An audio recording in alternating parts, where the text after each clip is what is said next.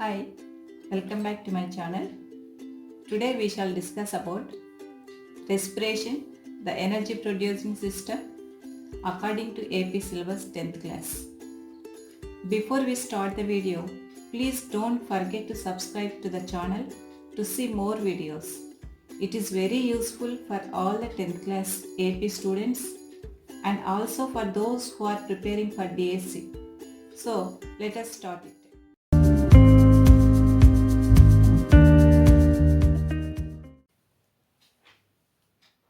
Respiration, the energy producing system.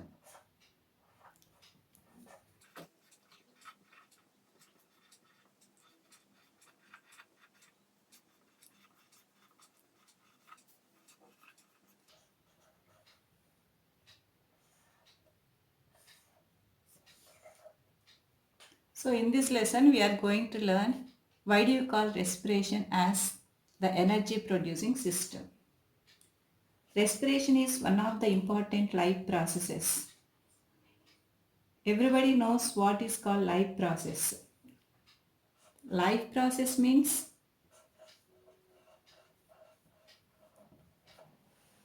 the process which helps in survival and perpetuation of its race. So what is the meaning of life process? Process which helps in survival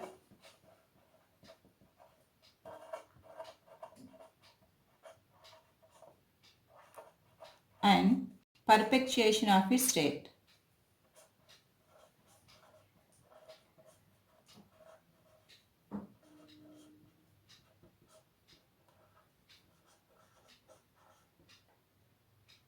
So what is called life process? It helps in survival and perpetuation of its race. The basic philosophy of life is to survive. And to survive, the organism has to grow in size, defend itself against adverse environmental conditions, infectious diseases, enemies and predators. For all these processes, energy is required. For example, for growth of the organism, new molecules are to be synthesized. For the synthesis of new molecules, energy is required. So for example, proteins are required for bodybuilding. So for the synthesis of proteins, energy is required. If you take another example, defending itself against enemies. For this also the organisms needs energy. So if it has to fight with the enemy, it has to get some energy. If it has to run away from the enemy, it needs some energy. So now let us know how plants are getting the energy. So how do plants get energy? Plants get energy from sunlight. Plants get energy from sunlight. So with this help of sunlight, they prepare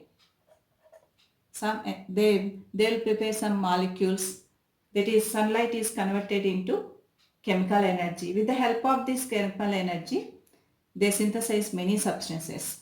All these substances prepared by plants are utilized by the animals. So animals get energy by eating the substances which are produced by the plants. Now let us see once again. Plants are getting energy from sunlight. So this sunlight is converted to chemical energy. So and it prepares some substances are prepared. So animals use these substances to get the energy. That means animals consume the substances like proteins, carbohydrates and get the energy. So every organism take food to get energy. So if anybody asks why you take food, we will say to get some energy. What happens to the food what we take? That will be digested. So food will be digested. So do you think that energy is produced during the digestion process? No energy is produced. So when the food is digested, no energy is produced. So when does the energy produce? Let us know about this. Before that, let us know what happens during the digestion process. When the food is digested, you know that complex molecules are converted to simple molecules. Complex molecules are converted to simple molecules.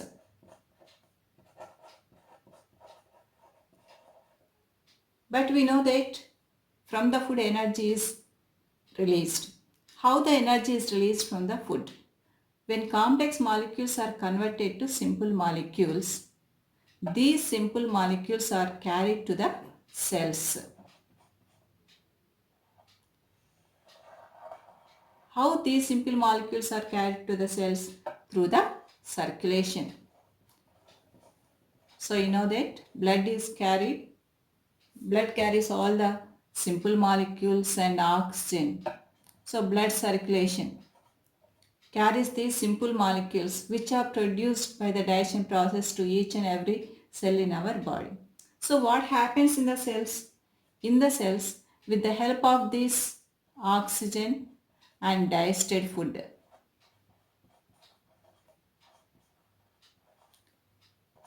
oxidation of food takes place.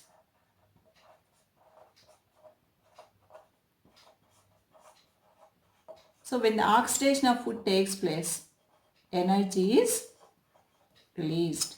So you know that energy is released when the food is oxidized in the cells.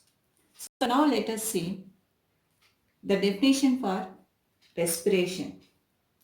Oxidation of food materials, especially glucose, fatty acids and proteins, to carbon dioxide and water and release energy is called respiration. As this respiration is taking place in the cells, we have to call that as cellular respiration. So let us know first about respiration. So what is called respiration? Oxidation of food material.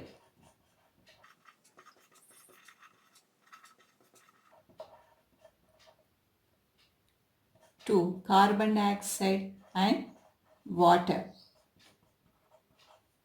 and producing energy.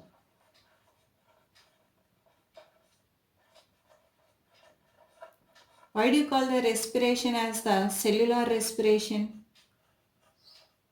It is called as cellular respiration. Why do you call this as cellular respiration? It is taking place in cells. So we call it as cellular respiration. Respiration, the word, or we can say the term respiration, it is derived from Latin word. So respiration is a Latin word. Respire means to breathe.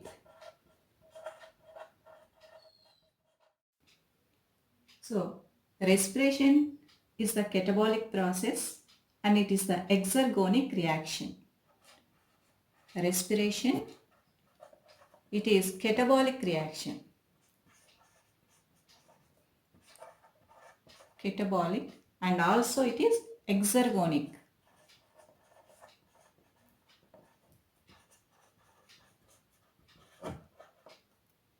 So what is the meaning of catabolic? Catabolic means degradative or it is a breakdown. I think you can understand why do you call respiration as a catabolic process. Because here already know that during the respiration process food materials are broken down. So as the food materials are degraded or broken down, it is called as a catabolic process. When we compare respiration and photosynthesis, you know that photosynthesis is the anabolic process. Why do you call photosynthesis anabolic process? Photosynthesis is anabolic process because carbohydrates are synthesized there. So that is a synthesis process. But here the respiration is the catabolic process because food materials are broken down. It is called as exergonic reaction. So exergonic reaction means it releases energy.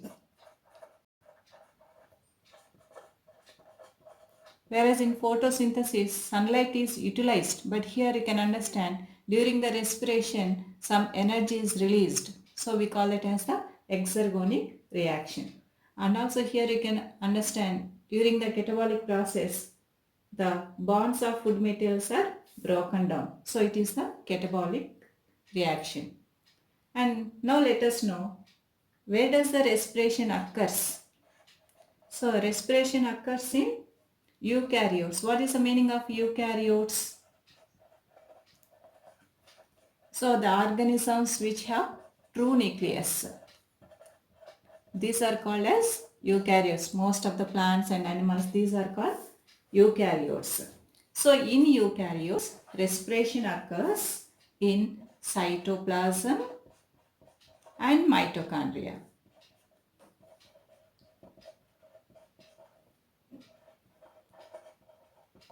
So respiration in eukaryotes like plants, animals, it occurs in cytoplasm of the cell and also in mitochondria. So what is cytoplasm? You know that. The substance between the plasma membrane and the nucleus is known as cytoplasm. Mitochondria is one of the cell organelles present in the cell.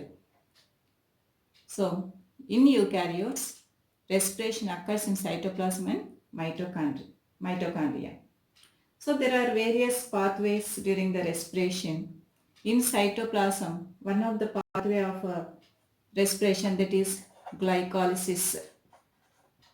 We'll learn about this glycolysis in detail in next video. So during the glycolysis, the food material, especially the glucose, is converted to pyruvic acid and then it enters into the mitochondria for the further oxidation. So the various pathways that occur in the mitochondria are pyruvate oxidation and decarboxylation. Pyruvate oxidation, decarboxylation, and also the Krebs cycle, electron transport.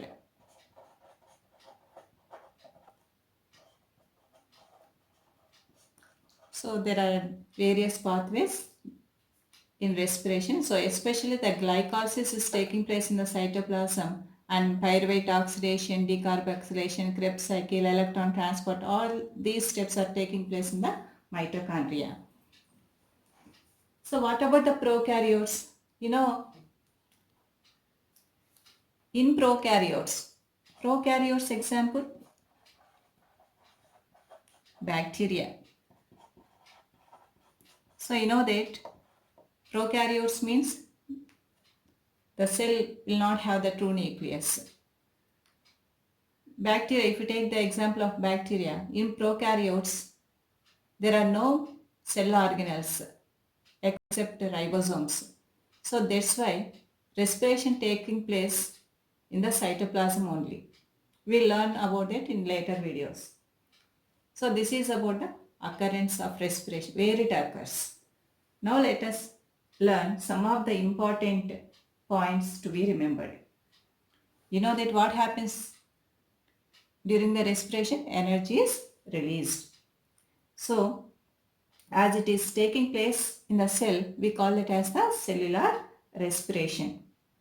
And also during each breakdown step, enzymes take very important role. That means each step during the respiration needs enzymes. Many of the steps are there. All these require the enzymes. And one more thing, energy released is stored in the form of ATP. It is very important. The energy is stored in the form of ATP. Energy is stored as ATP. ATP means adenosine triphosphate.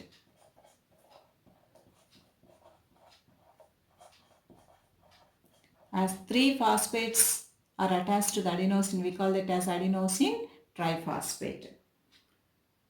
From 1 mole of glucose, 38 ATP molecules are produced.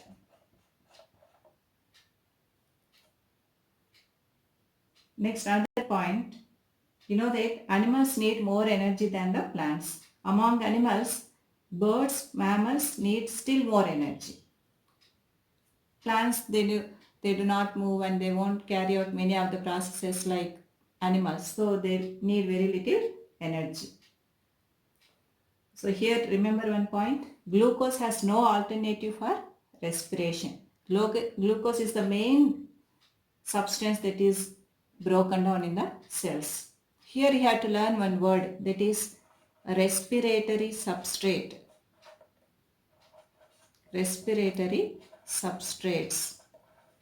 What is called respiratory substrate? The substances which are broken down during respiration are called as respiratory substrates. So, the substances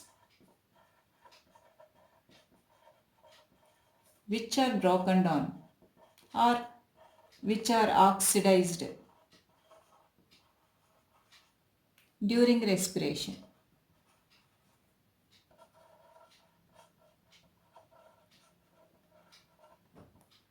Example, glucose.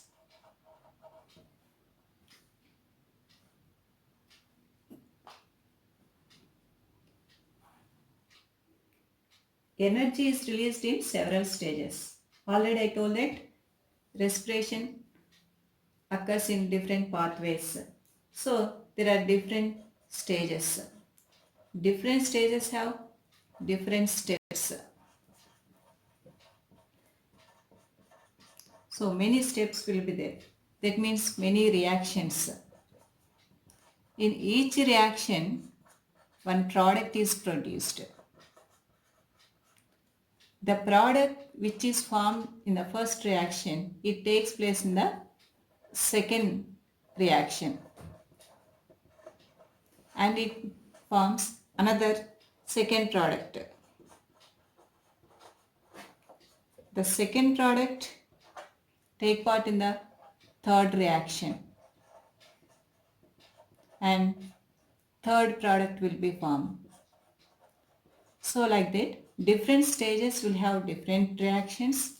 In each and every reaction, one product will be formed, and the product of one reaction will be the reactant of the next reaction, and a product will be formed. So like that, many products are formed before the end products. Those are end products of respiration are carbon dioxide and water. So before the formation of carbon dioxide and water, many products are formed during the respiration. All these which are formed during the respiration process during different reactions, we call it as metabolic intermediates. Metabolic intermediates. So that means the products which are formed during the respiration before final products are formed are called as metabolic intermediates. One more point you have to remember, that is only some of the reactions will require ATP, that is the energy. ATP is known as the biological currency of the cell. ATP, biological currency of the cell.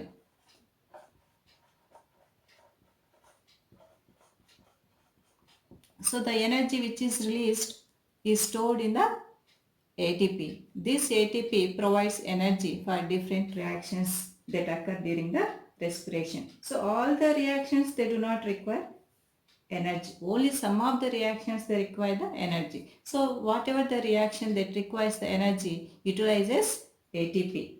So when ATP utilized, ATP is converted to ADP and inorganic phosphate. Already I told that ATP is having 3 phosphate. Generally the terminal phosphate is having high energy. So one phosphate will provide the energy, so that will be converted into ADP. ADP means adenosine diphosphate and IP means inorganic phosphate. So like this ATP is converted to ADP whenever it is providing energy to the reaction. And some reactions, they do not require the ATP at all. So what happens to this ADP? So you have to understand this ATP must be supplied to the cell, or it must be available to the cell every time. It should be in large amount. So that's why this ADP is converted to ATP again in some other reactions. How means this ADP gets inorganic phosphate and it is converted to ATP. So again the ADP will be converted to ATP. So here you have to understand one word, that is phosphorylation. Phosphorylation. Phosphorylation means addition of inorganic phosphate to the ADP. Addition of inorganic phosphate to the ADP, that is known as phosphorylation.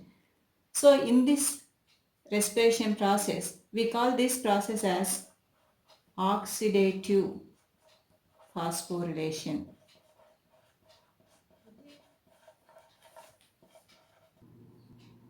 Oxidative phosphorylation. What is the meaning of oxidative phosphorylation? Phosphorylation means addition of inorganic phosphate to ADP. So here oxidative phosphorylation means during the respiration process oxygen is taking place. So phosphorylation in the presence of oxygen. So phosphorylation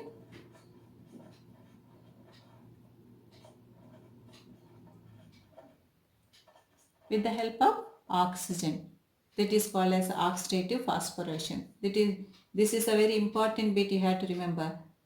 In respiration process, the phosphorylation is called as oxidative phosphorylation.